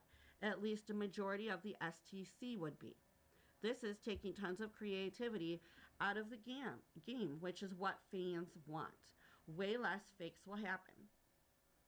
A separate Power 4 coordinator told USA Today Sports on April 8th, 2 rival special teams coordinators didn't know about the rule change until I told them on April 7th. A Power 4 special teams coordinator told USA Today Sports the new rule would require every single player with the number exception, such as a linebacker whose game jersey is number 24, for example, who is lined up in one of the designated positions, to check in with officials and thus be announced as a number change. It's possible as many as 4 players could check in with numbers exceptions and move that prompted coaches to wonder how it might slow down the game. Extremely time consuming, and nobody knows the details on how that is going to be handled when players report in with numbers 50 through 79, said another coordinator who noted the 50 to 79 numbers are designated as lineman numbers, and then how the opponent will be notified. Is this going to be while the play clock is going? And then how everyone will have to report back in the original number if they go back in an offense or defense, and have to repeat the whole sequence of events every time a punt happens. Added an additional special teams coordinator. It doesn't affect me a lot because I'm a 3 shield guy and I don't change the formation very much, but for teams that live in the 2-man shield or 1-man shield world and try to hide a gunner in the gap, an eligible receiver in the gap, then it would absolutely create an issue. And we've created a world in college football where the only people that truly were ineligible numbers are offensive linemen. Thus, the debate continues. This has ignited special teams coaches to say, wait a minute, this is such a big change, Burke said. The discussion is ensuing now. The rule has passed, and to my knowledge, we never had one pass, and this will be rescinded. I don't know where we'll end up. Next article, Giants rookie manager enters grind by Gabe Lachkes. Tony Vitello is 500 miles from Knoxville, Tennessee, a place never too far from his thoughts, and one he will creep closer to over the next 11 days as he embarks on the first 3-city crucible in his new job. a 9-game road trip as his San Francisco Giants aim to shake off a rough start to their season. The novelty of the Giants' unprecedented commitment to Vitello, the first coach to jump directly from the collegiate ranks at Tennessee to a major league dugout, hasn't yet worn off. On this April 10th afternoon, he's wide-eyed staring out at the green expanse of Camden Yards, the modern jewel box of ballpark that he'd never set foot in. I've wanted to be in this park since I was 14, Vitello, a high-energy kid of 47, says of Oriole Park when they first opened it. Our players are too young. They didn't go through that crappy period of baseball where we had the Kingdome and the Astrodome and the old Busch Stadium. We all had those parks that had no personality. My dad and I always wanted to come. If he wasn't such a hard worker, we might have taken a father-son trip. I joked earlier, this is the cheapest way for me to get into this ballpark. Better yet, he's getting compensated handsomely to walk through its gates. The Giants are paying him $3.5 million annually the next 3 seasons, a modest bump from the $3 million that he earned at Tennessee, where he won the school's first baseball national championship in 2024 and could have remained a proverbial vole for life. Instead, Buster Posey kept calling and didn't stop blowing him up until Vitello said yes to a Giants franchise mired at .500 Morris, believing an unorthodox hire could make a difference on the margins. So far, the Giants lost 9 of their first 15 games, but have shown better since getting flattened by the New York Yankees in a season-opening 3-game sweep. All the while, Vitello has been checking off plenty of firsts. Never been to spring training, even as a kid? 40-plus days in Scottsdale, Arizona took care of that. First lost, first celebratory beer shower. First ejection, Vitello knocked those out in 10 games. Soon the stadiums may blend together a bit, and the buses and flights and the dawn check-ins get blurrier. And that's when the Giants' rookie manager faces what might be his biggest battle, Tony versus the grind. He is who he is. As the Giants open their series in Baltimore, Vitello's old Chargers had a big assignment of their own. 3 games at SEC Power Mississippi State.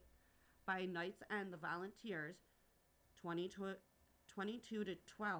had completed 61% of their 56-game regular season schedule. The Giants, at 6-9, they are 10.8 of the way through 162. There's perhaps no greater learning curve than of a first-year manager whose ability to run a bullpen, ensure clubhouse calm, and handle media responsibilities typically take a significant leap from year 1 to 2. The Giants are a veteran club and mindful that their leader will learn as he goes. And also, the Vitellos never been through the nearly 7-month rigmarole of a big league season. Whether you're a player or manager or front office, we all experience the grind in different ways. The best way through that is just to remain confident in your own process and how to deal with that, center fielder Harrison Bader tells USA Today Sports.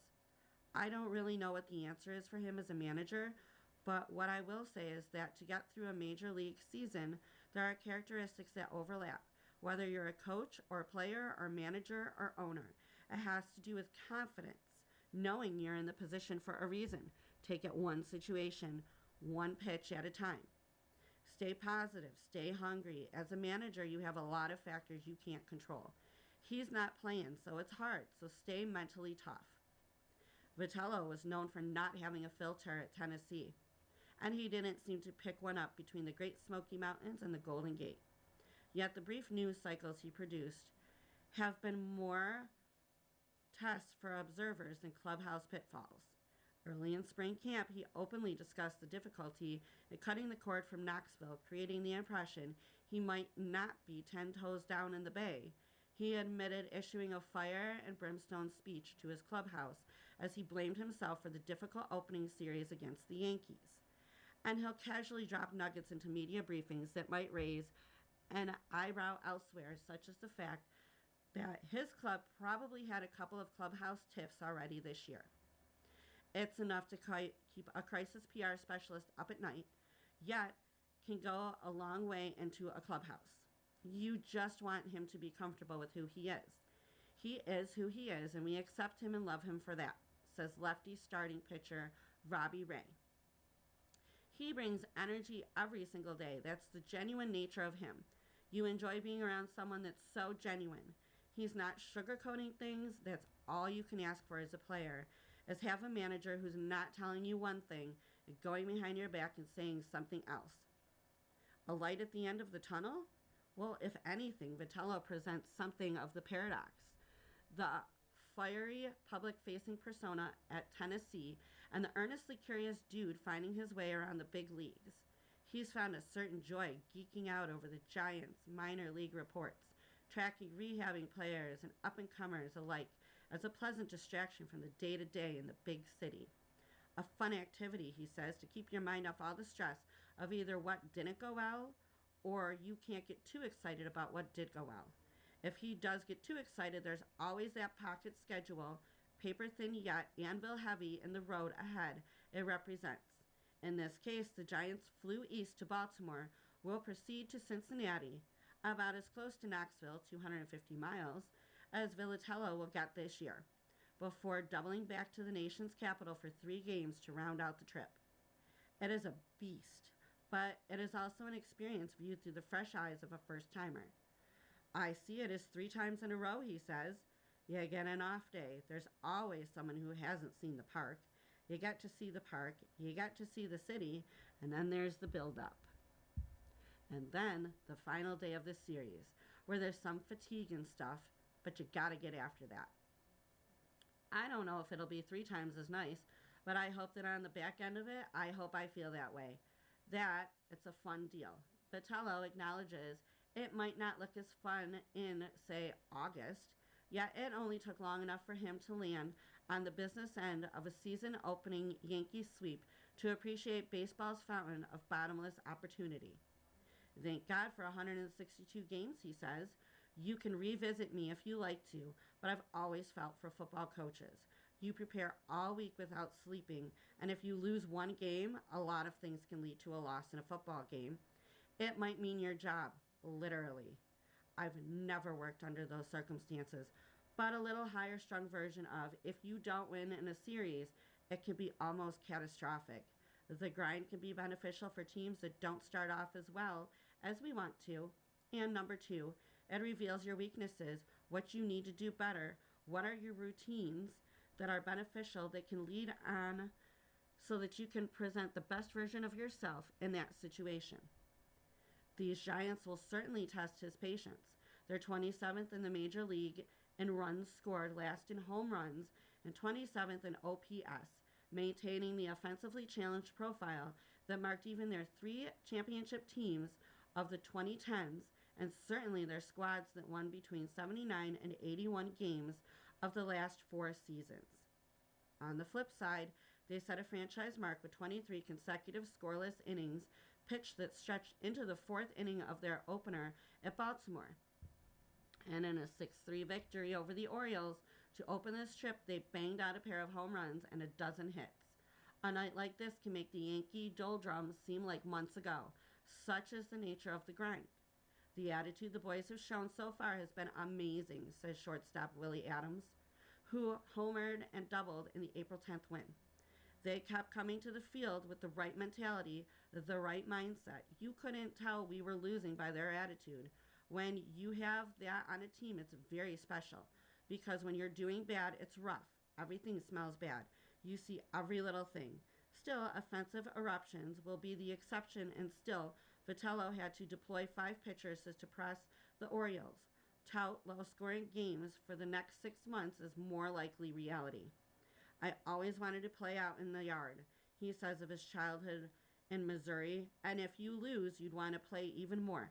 I'd rather wake up with a game to be played and have an opportunity to compete than wake up and not. He pauses a bit and remembers the trappings that his new major league life affords him. Although yesterday's off day, he said, the crab cakes are good. You're listening to a reading of today's issue of USA Today on the Niagara Frontier Radio Reading Service. The time is 30 minutes after the hour.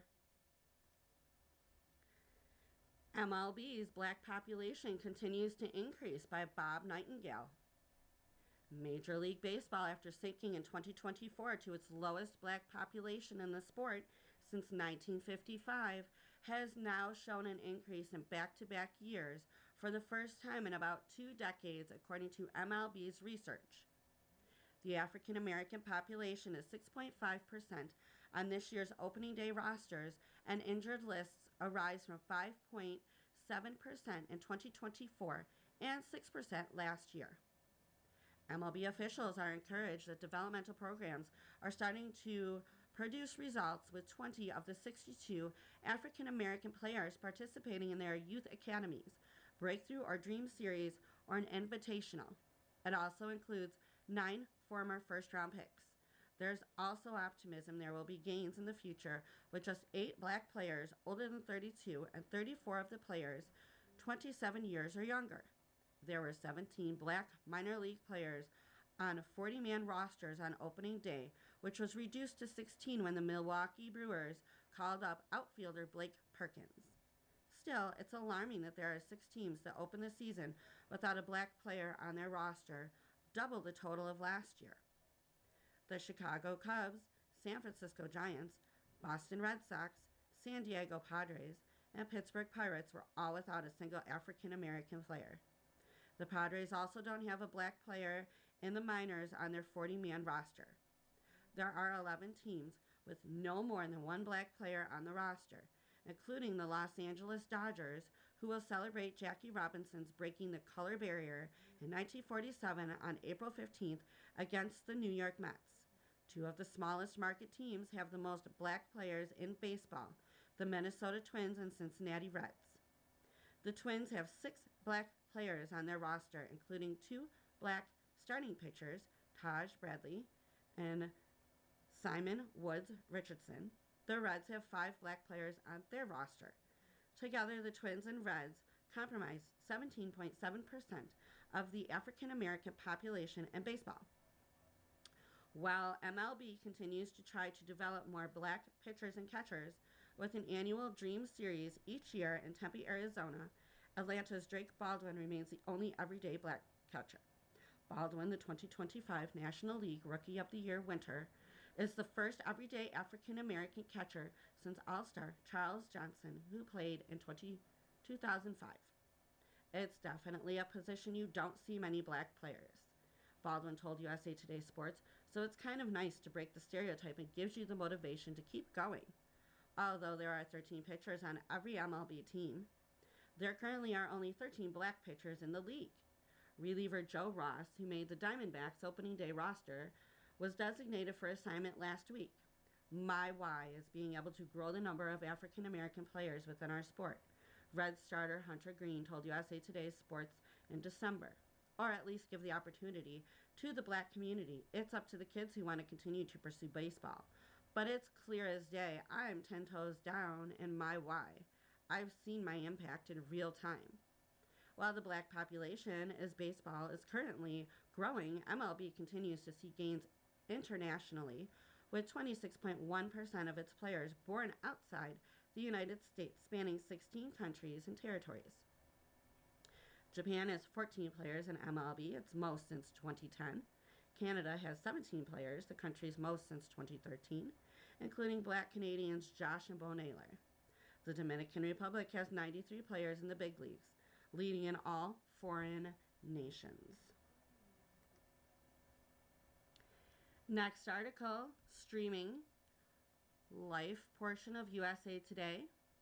Diaz, Reeves, still got game after 30 years in Outcome by Brendan Merrow. After 3 decades, Keanu Reeves and Cameron Diaz are back together again. The actors reunited to star in Jonah Hill's latest directorial effort, Outcome, streaming April 10th on Apple TV. After they worked together on one of the first movies of Diaz's career, Feeling Minnesota, a 1996 crime comedy in which they played lovers, it hit theaters just 2 years after the actress' film debut in The Mask. Cut to 2026, and Diaz, 53, says Reeves, 61, is still at the top of his game, literally. Keanu still has a sick 3-point throw, she says. I was so impressed.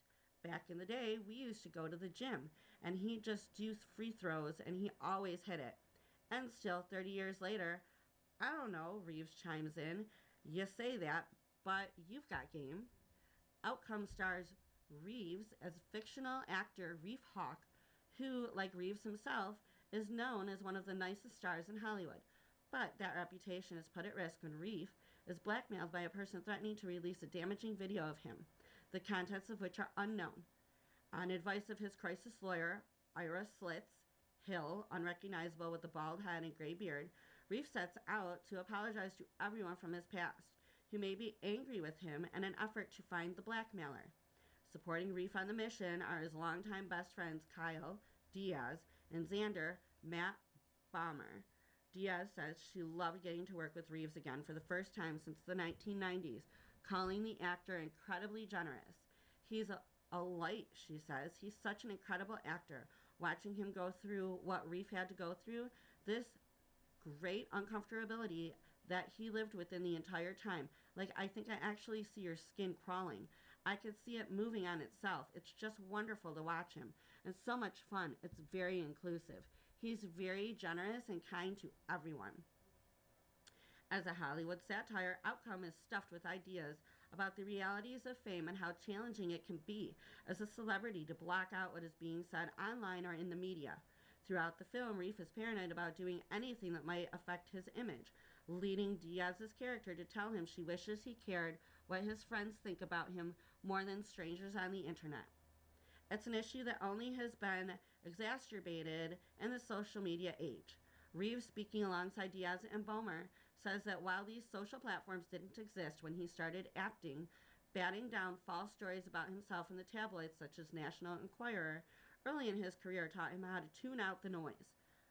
I'd hear stuff from it, he says. Did you? No, so it was almost like a primer. For her part, Diaz said she learned long ago not to put much stock into what people said about her, whether it's good or bad.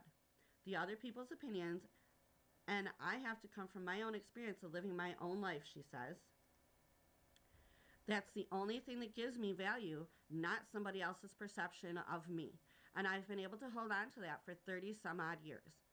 Bomer, who rose to prominence starring in the USA Network series White Collar 2009 to 2014, similarly shares that while there was a time when he was more curious about what people were saying about him and eager for validation, he came to realize focusing on this isn't productive. I realized that whatever I was looking for, I had to answer in myself. The actor 48 says, it wasn't going to be answered by whatever I was looking for from other people's voices.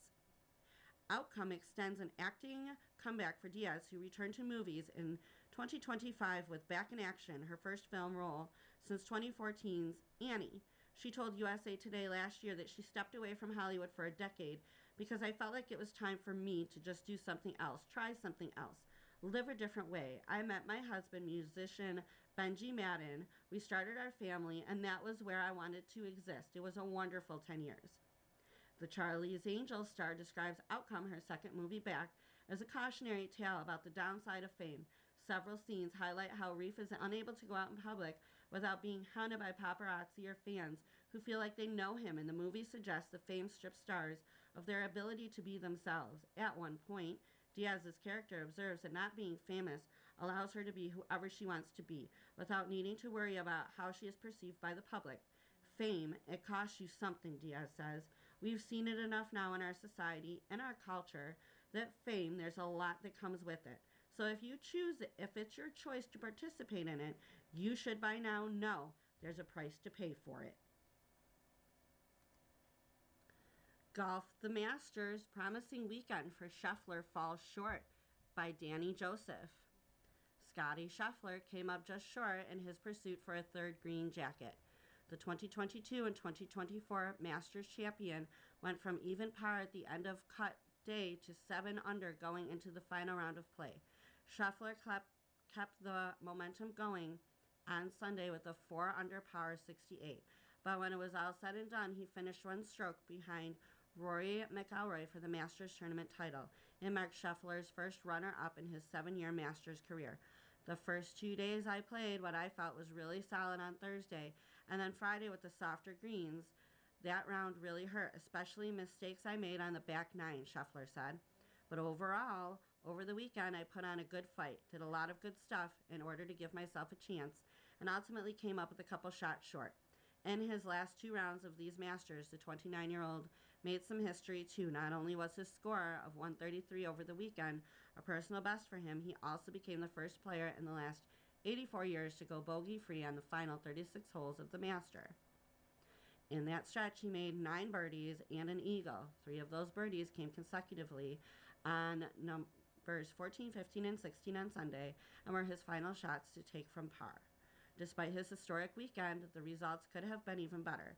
Numerous putts were mere inches away from being birdies. If even half of those should have been birdies, dropped Scheffler, maybe walking away from the tournament with his 3rd Masters win. Scheffler has now finished within the top 5 in his last 5 Masters appearances. Nothing to hang his head about going forward, and even though it was McIlroy's day with this Masters, Scheffler has known that he isn't going anywhere as far as contending for his next green jacket. Yet Rory won the last 2 Masters, and I clipped some majors last year, he said. So yeah, I think the major championships bring out the best in me sometimes, and I had some good starts last year. And I obviously had a good week this week. There's a few shots I'd like to have back, but overall, I put up a good fight. Rose believes he will get over the hump at Augusta by Will Cheney. Once again, Justin Rose adds his name to a historic list, not just the one he was looking for. The 45-year-old is now 2nd all-time in Masters tournament, top 3 finishes without winning a green jacket with 4. Greg Norman leads the pack with 6, a patron favorite all week. The crowd greeted him on the 18th win with a reception befitting his career at Augusta. That reception didn't take away the sting, however. Felt like the crowd was amazing to me all week long. They pulled for me all week long. I felt their encouragement and support, Rose said. At the end of it, kind of goes a little flat. It's more of a sympathy than anything, but it was still nonetheless very beautiful. But yeah, another little stinger. Yeah. Rose shot a Sunday 70 plagued by missed opportunities, the largest of which came on Augusta National's storied Amen Corner. Bogeys on numbers 11 and 12 derailed what was 4 under golf through 10 holes. That and a costly 5 on number 17 put the Englishman out of contention for his first green jacket. I think just that chance that got away, obviously, he said. I was by no means kind of free and clear and was nowhere kind of close to having the job done, but I was right in the position. Yeah, because I was really in control. First 10 holes, I felt like I was. Yeah, I was. And the mentality was to run through the finish line, not just try and get it done. I was playing regret, but just momentum shifted for me around the Amen Corner. Comparing today to last year's playoff against now 2-time Masters champion Rory McIlroy, I feel like with the sudden death loss, you kind of know you got to the house. You've done everything it took to win. Then it comes down to a flick of a coin at times, Rose said. Whereas today I felt like, yeah, there was an opportunity to do better, so obviously that is frustrating for sure. Rose was seeking to become the 2nd oldest player to win the Masters this year. Jack Nicklaus was 46 in 1986. That said, he's still confident about his future chances at Augusta. I hope so, he said. You look at Freddie, the way he plays around here, Bernard Langer, the guy who gets around this golf course. It does show this course maybe more than anywhere suit his personal style or knowledge or whatever it might be. You're listening to a reading of today's issue of USA Today on the Niagara Frontier Radio Reading Service. Your time is 45 minutes after the hour. Want a Sunday beer at Augusta? You'll have to be a little patient. By David Weston. If you want a beer at the Masters tournament, you can have your first one bright and early as soon as the gates open each day, except on Sunday. On the Sabbath at Augusta National Golf Club for the final round of the 2026 Masters, the beer taps didn't flow until 11 a.m. According to a concession worker who asked not to be identified, she said it was in deference to a nearby church, which doesn't end its services until that time. The purchase of alcohol is legal in Georgia on Sunday, with the exception of dry counties. At the Augusta National concession stands, there is no separate line for beer. The 12-ounce cups are placed on a counter near the other beverages, but not until 4 hours after the gates open on Sunday, as some would-be early drinkers discovered. We got here at 7 a.m., and Bill Tobin of Middletown, Connecticut, my wife Sue, and son Ryan got breakfast and coffee and I tried to get a beer, and they said no beer until 11 on weekends or when he's on vacation, as he is this week. Bill Tobin will partake in an early beer. He and his friend L.B. Gray, who is with the Tobin family, have a standing 6:15 a.m. tea time at their club in Middletown. We wait until the back nine to start drinking, so that's about 8:30, Tobin said. Jeremy Burge, who grew up in Seattle and now lives in the Netherlands, was buying 2 beers on Sunday at the concession stand by the entrance pavilion at 11:45 a.m.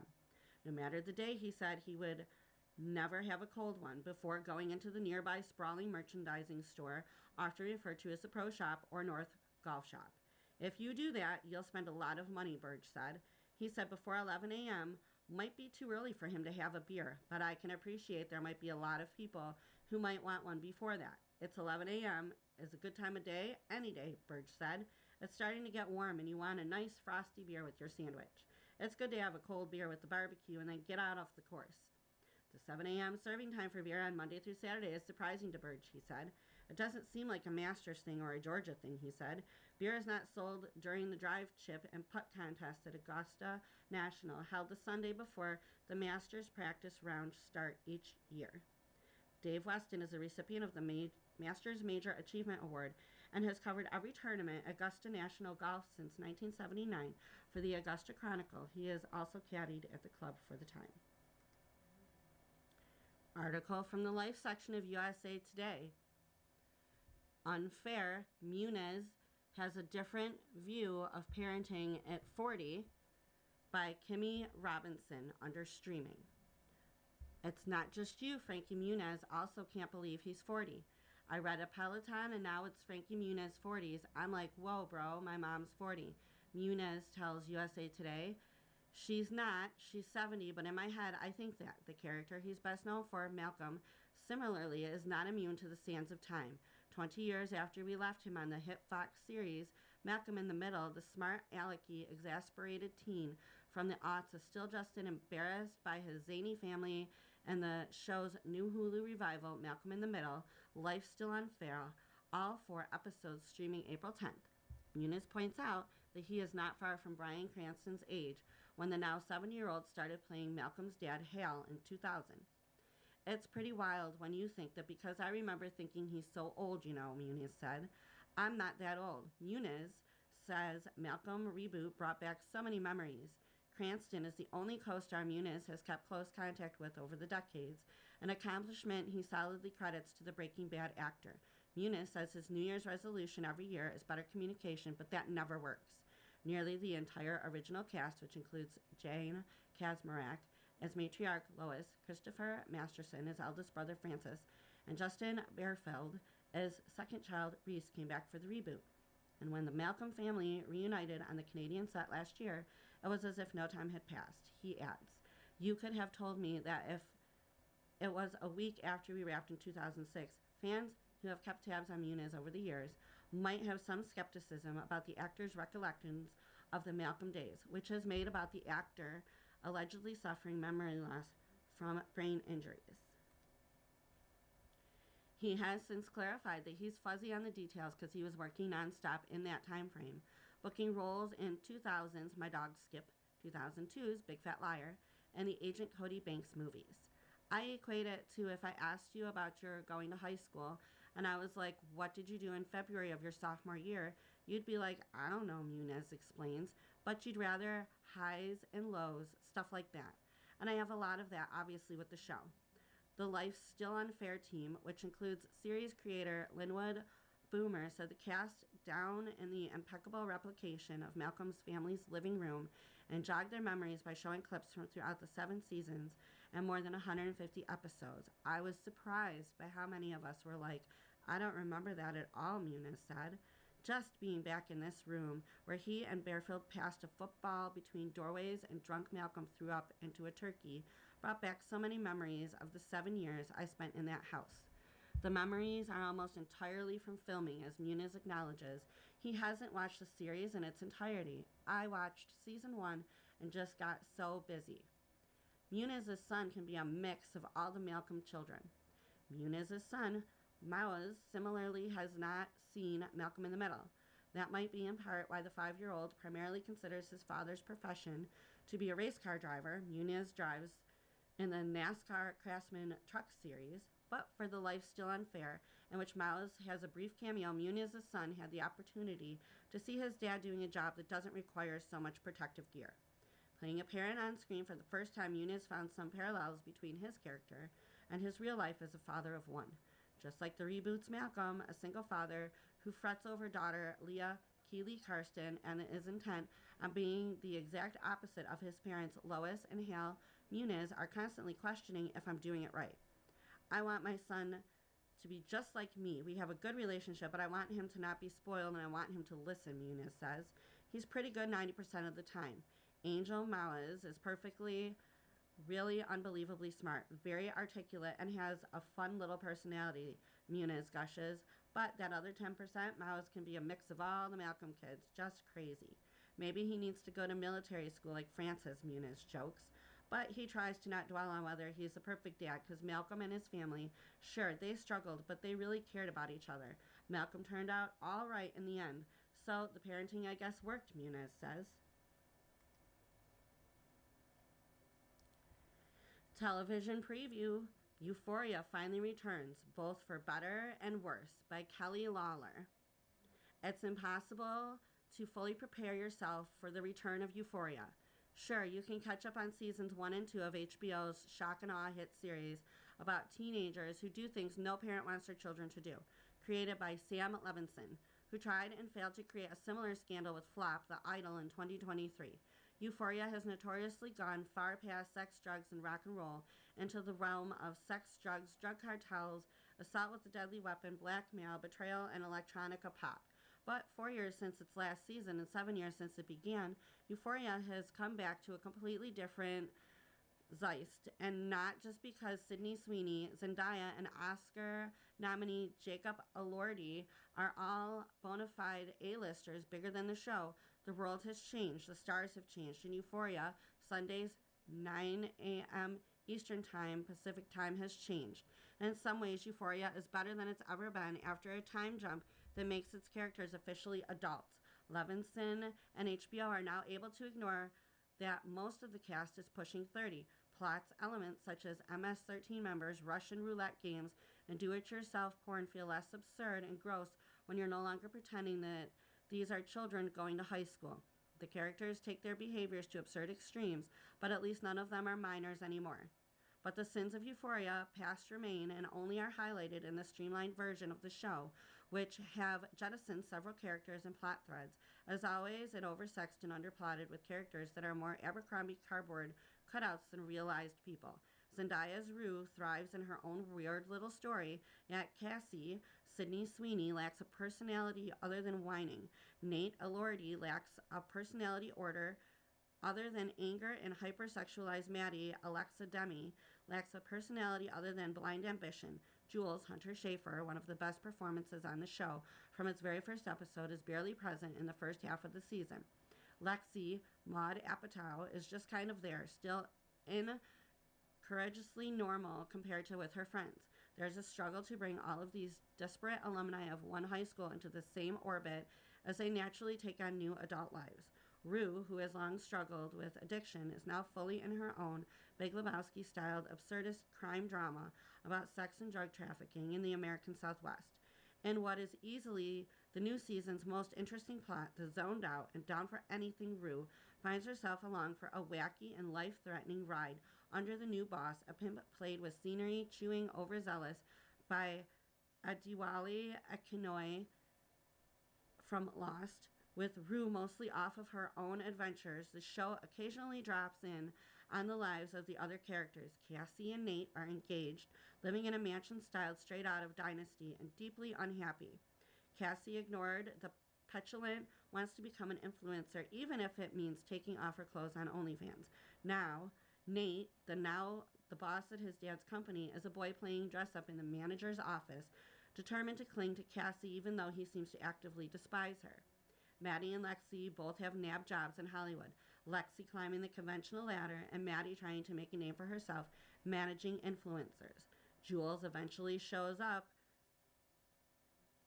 mature. She's better than the show, and host of famous guest stars make little to no impact, from Sharon Stone to Natasha Lyonne to NFL running back Marshawn Lynch. Eric Dane makes an appearance, reprising his role as Nate's despicable dad. While the young actors light up the screen in their own ventures, here they simply are dragged and squeezed into Levinson's male gaze. There are constant zooms on the bodies of the young men, moments that both criticize and reveal in their exploitation. It's not nearly the gratuitous levels of Levinson's crash and burn Idol, but the creator still is employing the same tactics that made the rage-baiting Euphoria a phenomenon. There are no less than 2 excrement-related gags in the first episode alone. There's no denying people were watching and will again. So that's why we're back here. Even if the show is Hollywood, it, girls and boys, would seemingly rather be anywhere else than back in the characters that made them famous. Elordi is barely phoning it in. Sweeney, a lightning rod of controversy and fascination on and off the screen, looks half asleep even if Levinson has dressed her up like a sexy dog, really. Zendaya still is fully committed by her zombified, effectless. Rue is starting to resemble her cynical Spider-Man character. If you liked Euphoria, then you'll like it now. If you hated it then, you'll still hate it, but perhaps with less zeal. There is less passion and vibrancy to the show, even at its most objectionable moments. The fire has gone out, the party drugs are all used up, and the lights have turned on at the club. It's a weak coda on what will likely be the final season of the show, that once sought to be the voice of a generation, and now hopes only to be invited into the group chat.